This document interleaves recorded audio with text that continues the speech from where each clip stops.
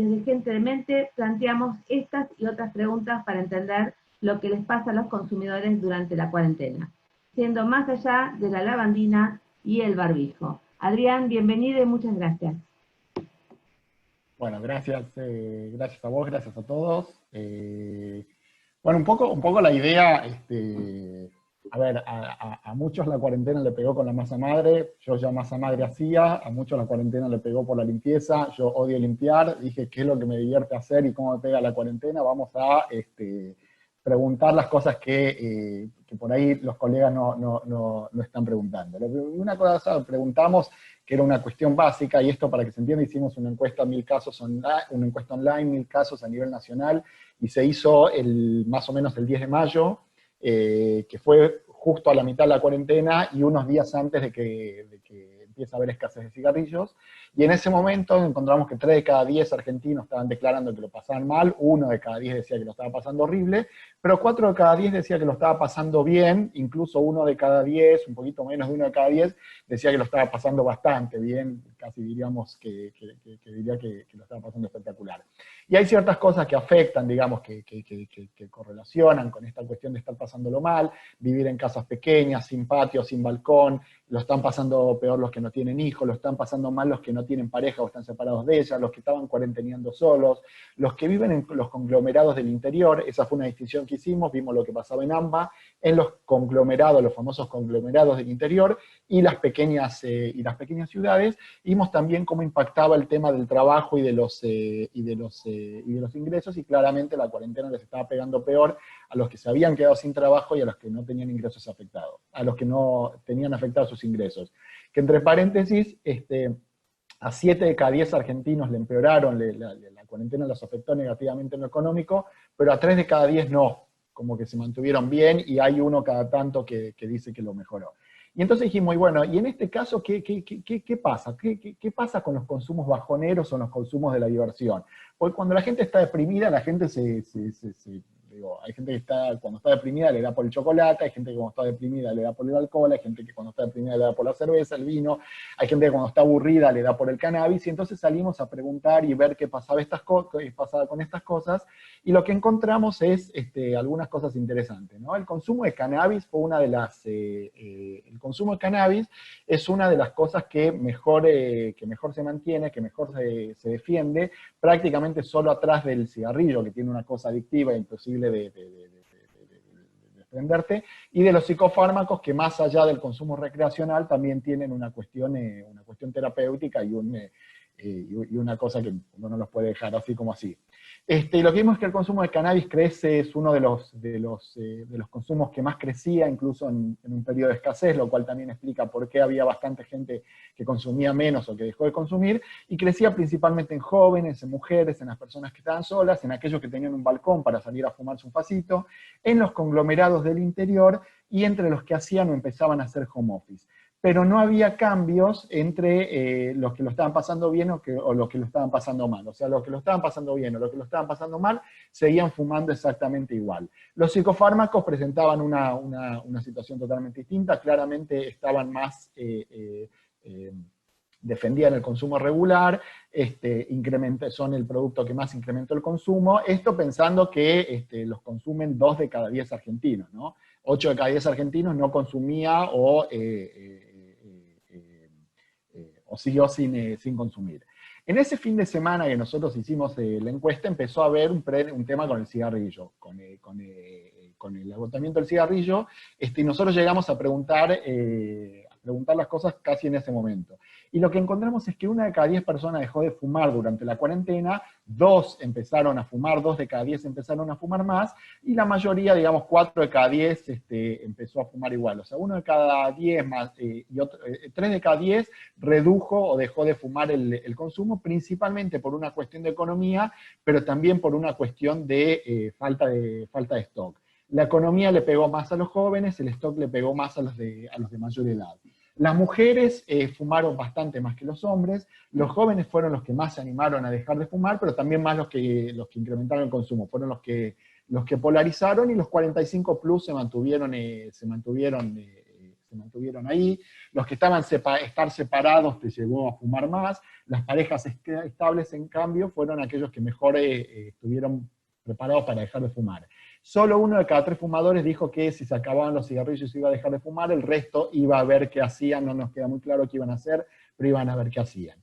Otra cosa que sabíamos que podía impactar era el tema del consumo de porno. Y entonces fuimos a ver qué pasaba con las estadísticas del consumo de porno, recurrimos a Pornhub, que es uno de los principales portales de porno, que tiene una parte que es todo lo que tiene que ver con insights de consumo de pornografía, que son súper interesantes. Cruzan, por ejemplo, consumo de porno con partidos de fútbol, según quién va metiendo goles, y salen cosas bastante interesantes. A los que les interesan los datos les recomiendo.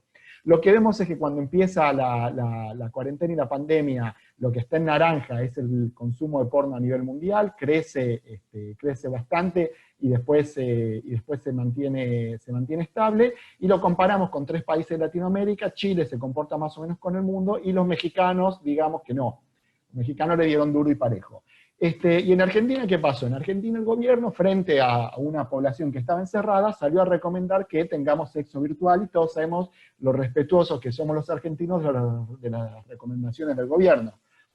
Nosotros dijimos, bueno, vamos a ver si los argentinos le hicieron caso al gobierno, y salimos a ver qué pasaba con distintos consumos culturales que tienen que ver con Tinder, que tienen que ver con sexo virtual, que tienen que ver con pornografía, que tienen que ver con lo espiritual, que tienen que ver con lo profesional y lo de negocios. Lo que vemos es que en lo que tiene que ver con sexualidad, los argentinos pasaron del espectáculo a la acción. Creció el sexo virtual, le hicimos caso al gobierno, y cayó el consumo de pornografía, por lo menos declarado. En lo que tiene que ver con espiritualidad, mucha gente se volcó a la lectura, leer y estudiar sobre espiritualidad y religión, y abandonaron la práctica, lo cual es lógico, digamos, con iglesias y templos cerrados, aunque también iglesias y templos consiguieron encontrar una nueva normalidad, la religión virtual y toda esa cuestión. Y la religión le pelea cabeza a cabeza contra las oportunidades de inversión. Son 2 temas que generan mucho interés, y le sacan claramente ventaja a lo que tiene que ver por el interés por la ficción o por la profesión. Una pequeña aclaración: la barrita naranja es la cantidad de practicantes previo y durante la cuarentena. O sea, a pesar de que el sexo virtual crece, sigue siendo algo bastante bajo en términos generales. Cuando vamos a ver el tema ponemos foco en negocios o religión, lo que vemos son cosas interesantes, ¿no? Que la religión crece más en las mujeres, crece más en el 36-45, se extraña en el interior, se extraña más la religión, mientras que en las ciudades grandes se extraña más el salir a pasear. Y cuando vamos a ver lo que tiene que ver con lo financiero y lo profesional, digamos, estudiar finanzas o estudiar para cuestiones que tienen que ver con el emprendedurismo, versus estudiar cuestiones que tienen que ver con mi práctica profesional, vemos que las mujeres son las que más redujeron el tema del estudio profesional, pero también las que más se inclinaron a estudiar para emprendedurismo, junto con los jóvenes, que también se inclinaron más por el emprendedurismo que por la investigación. Vamos entrando un poco más a la parte jugosa. ¿Qué pasó con las relaciones? Todos nos reencontramos con nuestros hijos, bastante de nosotros nos reencontramos con las parejas, y fueron las 2 ganadores durante la época de la pandemia. Los hijos y la pareja. Pero no nos quedamos con eso, sino que fuimos a ver qué cosas habían mejorado y qué cosas habían empeorado con respecto a las parejas. Y lo que encontramos es parejas menos apasionadas, pero más compañeras. Crece el compañerismo, la convivencia se pone en jaque, y claramente se empeora el romanticismo y empeora la vida sexual. Sobre todo las mujeres son las que sienten que la convivencia empeoró, pero también las que sienten que mejoró el compañerismo. O sea, ven que sus parejas, digamos, se pelean más con sus parejas por tema de convivencia, pero las sienten más cercanas y se quejan menos de que sus parejas ya no las acompañan y no las comprenden. ¿Qué pasa con la vida sexual? 1 de cada 3 argentinos siente que su vida sexual empeoró, principalmente las mujeres, los que no tienen hijos, y, sorpresa, las parejas recientes, donde pensamos que la cuarentena iba a traer una luna de miel para las parejas recientes, encontramos que las parejas recientes son las que tienen bastante afectada su sexualidad. Principalmente el tema es por falta de ganas, y cuando vemos a quién le faltan más ganas, a las mujeres son las que declaran que le faltan más ganas, son las que más declaran que le faltan ganas, y los hombres también son los que perciben que a sus parejas son las que le faltan ganas. El tema de quedarse en casa por la cuarentena sí trajo un revivir sexual. Los que se sumaron al home office, en los que se sumaron a home office, crece mucho los que consideran que su vida sexual mejoró, pero los que ya hacíamos home office no la ligamos tanto, los que ya hacíamos home office seguimos más o menos dentro de la normalidad, son los que menos incrementamos nuestra vida sexual. Tema de porno, tema de Tinder. El porno crece más en hombres, o sea, los hombres ven más porno, pero hay más mujeres nuevas que hombres en el porno. El porno crece sobre todo en los que están separados de sus parejas, mientras que los que están con parejas y con parejas recientes es donde más decrece el consumo de porno. Por ahí hay una cuestión ahí de vergüencita. La infidelidad acá estuvo en jaque, no trajo nuevos infideles, o sea, no hay nuevos usuarios de Tinder entre los que cuarentenean en pareja, pero los que ya usaban Tinder comienzan a usarlo mucho más, incluso, digamos, los que estaban en pareja y ya usaban Tinder, lo usan mucho más. Hay un tema ahí que podemos ver y profundizar con respecto al balcón y el no balcón. Estoy viendo el tiempo, me queda un minuto, Gastón, no te pongas nervioso. Y a la hora de tinderear, el interior le gana a la capital, pero ya el punto de partida era bastante más importante. Tinder siempre le ganó a la capital. Ahora, tanto Tinder como sexo virtual le gana más adeptos entre los hombres, o sea, gana más hombres, mientras que las mujeres son las que reducen las prácticas. Y ahí nos queda una pregunta: si hay más hombres haciendo Tinder y hay más hombres haciendo sexo virtual y no se suman nuevas mujeres, ¿con quién carajo están sexteando los hombres? ¿No? Es una buena pregunta, habría que profundizarlo.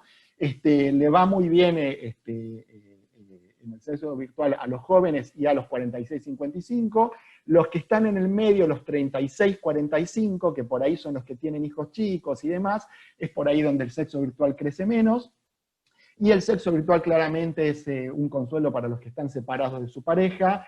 2 de cada 10 ya lo practicaban antes, y es donde principalmente encontramos nuevos practicantes del sexo virtual.